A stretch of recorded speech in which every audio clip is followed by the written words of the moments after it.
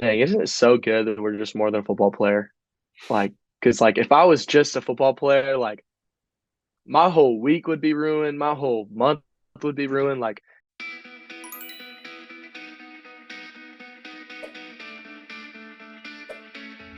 Welcome to Sports Spectrum, keeping Jesus in the sports conversation. Here's your host for today's show, former ESPN producer, Jason Romano. Hey, Klubnik, welcome back to Sports Spectrum, my friend. How are you? I'm doing great. How are you? I'm doing well. Last time we had you on, you were a high school senior getting ready to win your third state championship, I believe, and then head over to Clemson. Now you've got a full year under your belt. You just had the spring game, getting ready for year two with the Clemson Tigers. Let's start with God. Probably the best place we should always start with whenever we're talking or going on this podcast. But tell me about your relationship with the Lord and how it's evolved for you over the past few years since coming to Clemson. Yeah. First off, just what else is there to, care about other than the Lord? Yeah. It really just gets down to the basics of like nothing in my life will ever compare to how important and how just incredible God is in my life.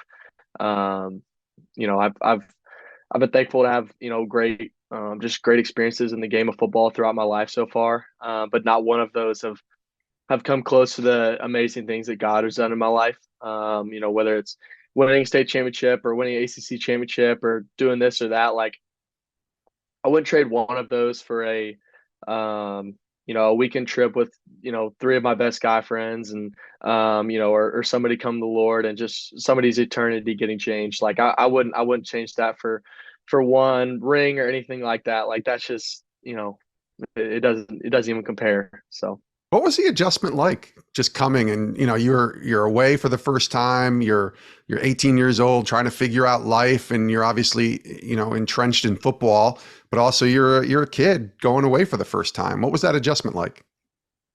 Yeah, it was interesting. I was born and raised in Austin and had never lived literally anywhere else in my entire life. So to just be somewhere that I had never been is it was fun. I was excited and you know I was gonna miss a lot of people that I had back home, and I still do, but I was excited for a new adventure, and it was awesome. I think the transition was just so smooth and so great, and I just I prayed for about I knew I was leaving early. I left in January my senior year, so I knew I was leaving early. And I just prayed for about 6 or 7 months that God would just bring such great people into my life that could just you know carry me in my path and in my journey in my faith. And that's what I was just one thing I was so thankful for at Westlake, because I just had such a great group around me and just guys that kind of my bumpers and pulling and just keep me in my lane. And it was amazing to see how God worked. Just the moment that I got here, within a few weeks, I had already been invited to two Bible studies and three times from three different people at church, and got invited to FCA, and like so many different things people were inviting me to. And I was like, what is going on? Like these are just random people, like just coming at me, just trying to get me involved with Jesus. And I'm like, dude, this is exactly what I prayed for. Yeah. And I told them that whenever I was there, I was like, this is literally what I'm praying for. Like you are a testament to what God is doing. And that was just, it was so cool to see. And just I hope that I can be that for somebody else now. So. So what are the rhythms that you've kind of developed as a student athlete at Clemson to, consistently keep you growing in your faith? Because Yeah. obviously your schedule is pretty demanding, I would think. And I would also say it's also very regimented. Like, where you need to be, when you need to be, because practice, especially during the season. What has that been like to kind of find a consistent rhythm to make sure your faith, the most important thing in your life, as you said, isn't taking a seat in the back? Yeah. Yeah, I think, it was definitely a struggle for a little bit, just time management, first semester, and just, finding time for me to really just spend alone time with God. And just, it took some trial and error. It's hard to find, 15, 30 minutes to just, sit down and spend time in scripture, spend time in prayer, and just by myself. And that was tough because you feel like you're waking up and you're working out, and then you're going to class and you're coming back, working out, practice, boom, boom, boom. And then you get to the end of your day and you're like, just want to go to bed, Mhm. and you're just dead. So it's definitely a struggle for a little bit, just finding that time. And one of the best things I found out, I feel like that's kind of been a struggle for me for a while. Is just I feel like I don't have enough time to spend time with the Lord or spend 10 minutes in my scripture and stuff. And one of the best things that I found was I'm actually a guy in our Bible study here who's named Caleb Nix, who's actually the younger brother of Bo Nix. He's going to be my roommate next year. But he told me about this thing called First 15, and Mhm. pretty much the first 15 minutes of your day. So you start first 5 minutes in worship, and then the next five in prayer, and then finishing up 5 or 10 minutes of scripture. And that's probably been one of the best things I've ever learned. Just because for me being so busy, it's hard to find 15 minutes in my day. Most of the time I don't have it. Yeah. So for me to whether I'm waking up at 8, which is very rare, or I'm waking up at 5 a.m. Like I'm gonna set my alarm for 5:40. I'm gonna give myself an extra 20 minutes in the morning because it's 15 more minutes of sleep. Like it's not gonna change my day. So but I know that those 15 minutes spent with the Lord is gonna change my day. So that's been awesome. And just I'll just spend the first five in worship, and then the next five in prayer, just thanking him for things, thanking him for the day before, and praying for the day, and just things coming up. And then I'll go spend about 10 minutes in scripture. So that's been so awesome. And I've been loving doing that. That's kind of been my rhythm that I've been doing for about 5 months now. So No, it's good. It's first things first, right? Like that's the most important thing, and it's a great way to start your day. It probably sets the day straight for you too. Like sets your yeah, mind straight and gets things put in its proper perspective. You mentioned scripture after your spring game. You posted on Instagram. I'll just read the scripture. It was a few pictures, and you referenced Colossians 3:15, which reads, "Let the peace of Christ rule in your hearts, to which indeed you were called in one body, and be thankful." And I'm just thinking, yeah. like, wonder why Cade chose that scripture. So, what does that scripture mean to you? Why that one?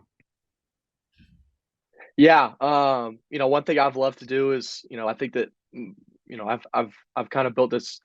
I've been given this platform, and I don't want to put it to waste. I feel like I have it for a reason. I haven't really done much to get to where I am now. It's all just because of the Lord. So, because of where I am, no matter what platform I'm using, I want to be able to, use it to speak about God, and I'll use Instagram in ways to just obviously I'm gonna talk about my my life, spring break, all that good stuff, or football, or spend time at home, or anything. But just finding ways to just get scripture in there and just show people who I really am. And I love attaching scripture to my Instagram post because it just it's really where I am right now in the moment. So like with that, like I just feel at peace about what God's doing. And I'm just thankful.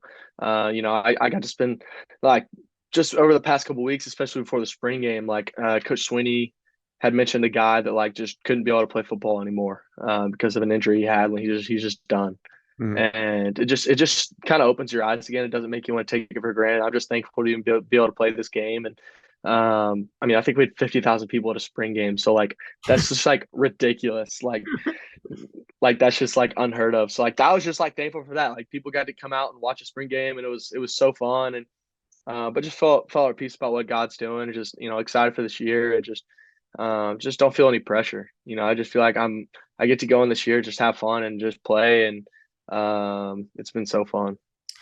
I got to go to Clemson for the first time last fall, and it was the Syracuse game, which I know you remember because you came in there and got some playing time and helped the team to a victory. I've never seen an atmosphere like that. I've been covering sports for 25 years. I've been to a lot of big sporting events, a lot of cool places, Lambeau Field and others. There was nothing like being there in Clemson and seeing those fans and watching the Yeah, tradition. First of all, taking a tour of the facility. Like, Cade, you got the best facility in the better than most NFL facilities, by the way. And then running down the hill and touching the rock, I believe it is, and just yeah. all of the traditions in the town. What's that been like for you to see that? You just went through your first full year kind of experiencing what it really means to be a part of Clemson football. Can you describe that for those that aren't in that area or have never been to a game? Yeah, I mean, honestly, first off, it's really just a dream come true. I mean, my parents could back me up on it. Like, I've been dreaming of playing college football since I was a little kid. Like it's all I've ever wanted to do. Yeah. And it's been a dream of mine until I saw one of my older brothers do it, and then it just became a goal of mine. So because I saw that it can be it can be possible. So it just became a goal of mine at that point, and I'm living the dream. I mean, I'm just having so much fun. I just feel like a little kid out here sometimes, just playing ball. It's been so fun. But yeah, the Clemson. I mean, Yeah. it's just awesome. Like it's just pure joy and just so fun to be able to just run out there in front of 85,000 fans and just running down the hill. I mean, I'll never forget my first time I ever did it. Like it's insane. Hmm. It's even better than you could ever imagine, and it's so cool and but it's awesome. So much support. That's what I really Yeah, loved. It felt like, you talk about a community. There's something different about college football communities, especially in a place like Clemson where there really isn't much else going on. You have to drive 2 hours to get to Atlanta, but in that area, it's like its own, I don't want to say religion because that would be, where I'm going though. It's just its own yeah, community and everybody's there to support everybody. And even when, you lose a game or you have a tough moment, yes, they're passionate, but it's almost like they're still there for you. It's almost like family, right?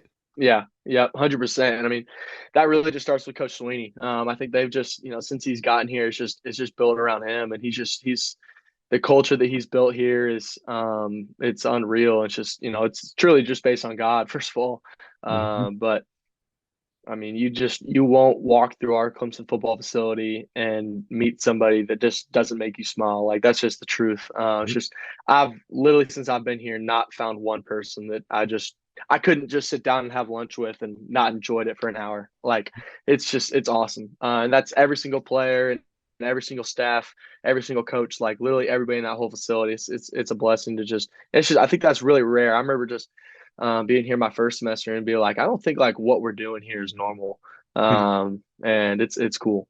I would agree. Just walking around, I'm like, this is not normal for, a college program. Obviously, college programs have a lot of resources, but Clemson has done it bigger and better than anybody that I've seen. And like you say, it's not just about the resources that you have, but it's the culture and it's Coach Swinney and just that team. And it's really cool to watch and really a neat experience for myself to kind of see from afar and kind of walk into that room. When you got there, your freshman year saw you begin as a backup. And I'm just curious as a guy who you were highly recruited, you were, player of the year type scenario, state championships, you were the man and you come in and you're not starting right away. What was that adjustment like for you as someone who's a competitor and obviously wanted to be playing? Yeah. I mean, I know I knew that I needed to get a lot better. First of all, I knew I had a long way to go and just kind of kept my head down, kept working and just, I didn't expect anything going in there. I hadn't earned one thing. So, when I got there, I was just, I'm gonna earn guys' respect just through my work ethic, and not my voice for now. And I think leading by, verbally comes later, but I just want to lead by example and just, I'm not going to lose a run. I'm just going to continue to work my butt off and be there every day and just support guys. And when it came to the season, I was ready every week. I was excited for every opportunity that I got, and um, I didn't really expect much. I love DJ. I mean, to the end of the earth, like he's the freaking man. Like I love that dude, and I was Yeah. there to support him every single week. And I was there to make sure that he was as prepared as he could possibly be, and that was my job, and I was so excited to do it. And I didn't know if I was going to get to start in 3 days or if I was going to get to start in 3 years. So I just just continue to keep my head down and just work and just enjoy the process. And I'm just trying to do the same thing right now. And you know, I don't know when my last day will be playing football, so just enjoying every day of it. Yeah, I call that active patience. I've talked to a bunch of people about this. Like you can be patient while you're waiting for the opportunity that you think might come, might not come. You don't know, but you can be active in that patience, right? Sounds like that's what you were doing last year. Like you were active in supporting, DJ and supporting the rest of your team and putting your head down and grinding and learning and doing the best you can and staying ready. But you were also patient because you had to be. So does that sort of resonate? Being actively patient? Yeah, 100%. I mean, I'm having to be patient and wait my turn per se. but at the same time, I'm having to prepare every single week like I'm the starter. Yeah. I'm having to practice like I'm starting game like first snap. I'm having to get in the film room. I'm having to get ready for this defense we're about to go against. Um, I'm having to prepare like I'm starting every single game and stay warm throughout the game. Stay locked in like I'm going in like I'm starting every game, and it can be a little bit hard at times because you work all week and then just you know you don't even get to you don't see the hard work pay off sometimes, and Sure. for that week. So it could be hard at times, but I'm not complaining at all. It was all just it wasn't my plan anyway. So Well, then an opportunity comes and you're starting the ACC championship game and you kind of realize, okay, God, your plan is much different than mine, but here we are. yeah, What was that yeah, experience like, winning that ACC championship game and playing well and becoming MVP of the game?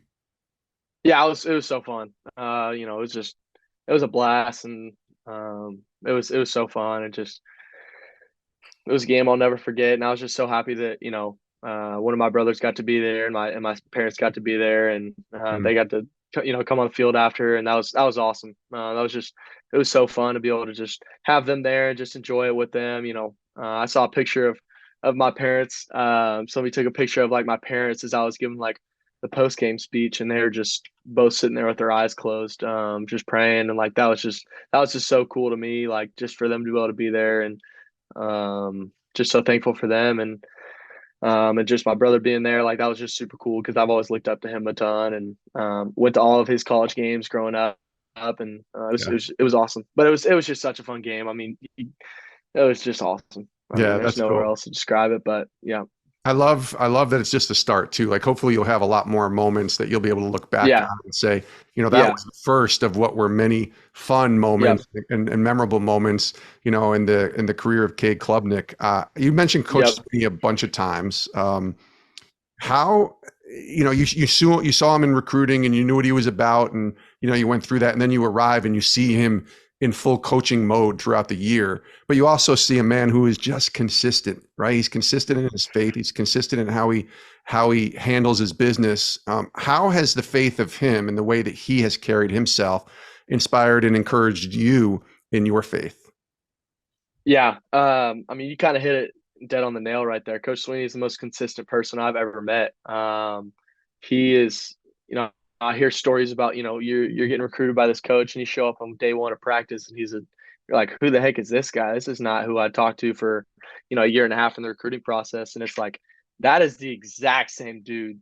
The guy that I FaceTimed junior year and senior year of high school, like that is the exact same guy that he was 2 weeks ago at the spring game, like, or a week ago at the spring game. Like he is the exact same person, and just so much, just full of so much joy and just so much, just energy, and you can just tell that it's not coming from him; it's coming from the Lord, and that's just so cool to see. But yeah, I mean, he just the consistency that he brings and the boldness that he has. I look up to that a ton. Just the boldness that he has to I remember coming up the summer before my senior year, and for like one of the high school camps, like I came up on a visit, and like the high school camp was going on. There's like 800 kids there, middle school and high schoolers, and he stops the camp in the middle of it, gets everybody indoor, and shares his testimony, and has two of the coaches share his testimony about what God has done to him. I'm like, Wow. who's doing that? Like who like you got to really think like I don't care what these people are about to say to me. Like I'm not looking for their opinions. Like I'm just here to tell them about the gospel. And like that was just super cool. Like I look up to that a ton. Like it doesn't matter, like there's only one opinion I'm looking for, and I already got it. So That's good. I love hearing that. Let's stay on the faith side for one more question. I asked this question to Kirk Cousins about a month ago when he was on our podcast, and obviously an NFL quarterback and a seasoned guy who loves Jesus. And I just asked him what his favorite God moment was from last season, and I figured he can go wherever he wants with it. And he chose an amazing moment that he experienced. So I'm going to ask that question to you. When you think about last season, even into the ACC Championship game, and this could be anything, right? But what was your favorite God moment from your freshman year at Clemson? oh man. Um man, there's a lot of them. Yeah. Um Man, I feel like I have a couple. I think one really cool moment was, which is a hard moment. Like it wasn't a super joyful moment. Oh, that's good though. Um, That's where the Lord does his was best work, I Yeah, think. 100%. And Yeah. it was a little thing. It was just a little thing, but um, it was in the Notre Dame game. I got put in for one play, like one drive. And I'm just felt a lot of confidence going into the game and just ready to get in there and end up throwing an interception my second play and on the road against Notre Dame. Like Hmm. I'm pissed. I'm like, shoot, like, this is a good shot for me to really get some playing time and just, felt great about the game plan. Just felt good. And, I didn't really get another shot that game. And that was really hard. And I just remember coming to the sideline and me and a buddy named Hamp Green is one of our receivers, who's probably like one of the most godly guys I know on our team. Really just godly guys I know. Mm. We were just talking and we were just like, dang, isn't it so good that we're just more than a football player? Like, because like if I was just a football player, like my whole week would be ruined, my whole month would be ruined. Like this would not just be like like a 10-minute sad moment. Like this would carry on for me forever. Like that I just Yeah. ruined that opportunity. But like this is like it's so much more than just football to me. And like I went to bed that night knowing like, all right, like that's just like that's what it is. And I'm looking for something greater than just football. So that was just really cool. Like we just got to like sit there and I just like was at peace about like just throwing a pick in like one of the biggest games of my life. And that's how it went. So but that was just really cool. And just trying to think. Man. Well, I'll interrupt you while Uh, you think for a second because Kirk Cousins' answer was very similar to yours. And he hmm, went back to his college days. I'll have to send it to you when we're finished. He was at Michigan State and he threw a pick or something happened and he was being booed and all that. And he gets up and he realizes, like, I'm so glad that my life and identity isn't put in this yeah, because it would 100%. wreck me. It would ruin me. And your Yeah. answer was very similar. And I didn't prep you, tell you anything about what Kirk That's had wild. said before we talked. So I'm just, as you're thinking through, like, I think that's perfect. Gosh. That is a God moment because you realize, yes, you want to throw 6 touchdowns and win the game and celebrate a Yeah. national championship in 2023, obviously, and into 24. But it's those moments when you throw a pick that you realize, okay, if my identity's in this sport, I'm going to be crushed right now. Yeah, you'll be done. You'll be done for. Because, I mean, your whole life just can be going like that, and Yeah. you'll do great one week, and you're up here, and then you'll throw a pick, and you're down here. Like there's no consistency in that, and that's a tough life to live. No, that's So, good. Well, let me close with this, Cade. Last question. And I've heard you use the word confident a lot. How do you stay confident, but also humble at the same time? Because confidence sometimes, especially in sports, can lead to arrogance. So, how do you stay mhm. confident, but also humble at the same time? How have you seen that kind of manifest itself in your journey? Yeah. I mean, I would say on the humble part, I mean, it sounds wild, and like if you truly know God, like you know where I'm coming from on this, but um, like I really haven't done anything to get where I am right now. Right. Like I really haven't. And I mean, a lot of people say, I've worked so hard for this, I've worked so hard for this, but like somebody's got to give you the want to put the work in, and like I feel like I've worked my butt off, but because I love it and because God gave me the love for this game, to like I love going to work. Like He gave me the want to go put the work in to get where I am now. So I just feel like I haven't really done much to get where I am. So like I just feel like when I feel confident, like I just feel joy that I Mm. get to go out and play this game. Like I just feel like whenever you're like 6, 7 years old and you're going to play a t-ball game or a little flag football game, like you're not going in there trembling or second guessing yourself or Yeah. thinking, oh man, I don't want to throw an interception. Like you're just going in having fun. You know what I mean? Like what 8-year-old is like scared to play a football game? You know what I mean? Like so like when I feel my confidence, like I'm thinking like this is what I love to do. Like it's the same game I've been playing. It's the same size field. It's the same size ball. Like it's 11 on 11. Like, it's the same game. So I just go out and have confidence that, like, I've made this throw a million times in my life. I've ran this play this year freaking hundreds of times. So when I get to the point in the season, like, my confidence comes from preparation. Like, Coach Swinney says that all the time. So, like, when I get to those moments, hopefully next January we're playing the national championship, like, I don't have to feel like, oh man, I can't mess up right here. Like, I've done it a million times. Like, so I feel so confident that I'm going to be able to do it. I think the biggest difference between cockiness and confidence is confidence within. It's cockiness was without, or like outside of you. You know what I mean? So, like, confidence, like, you don't need to talk about confidence. You just feel it, and you're about to go do it. And nobody needs to know it. You know what I mean? So, and then with humble, I don't really have anything to brag about. I'm just here to ball. So, Well, it's humility too, and pointing to Christ, right? Like, you just know 100%. you. So that keeps all of us humble when we know it's not about ourselves. It's about something bigger. So 100% right there. Yeah. Cade, you're awesome, buddy. Congratulations so far. Lots more to go, I'm sure, and lots to cheer for over the next year or two with you at Clemson. But all the best to you. Keep striving for Christ first, and we appreciate you coming back on the show, buddy. Awesome. Appreciate it, Jason.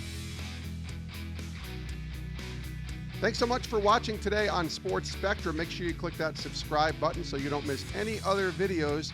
And if you want more stories on sports and faith, check out our website, sportsspectrum.com.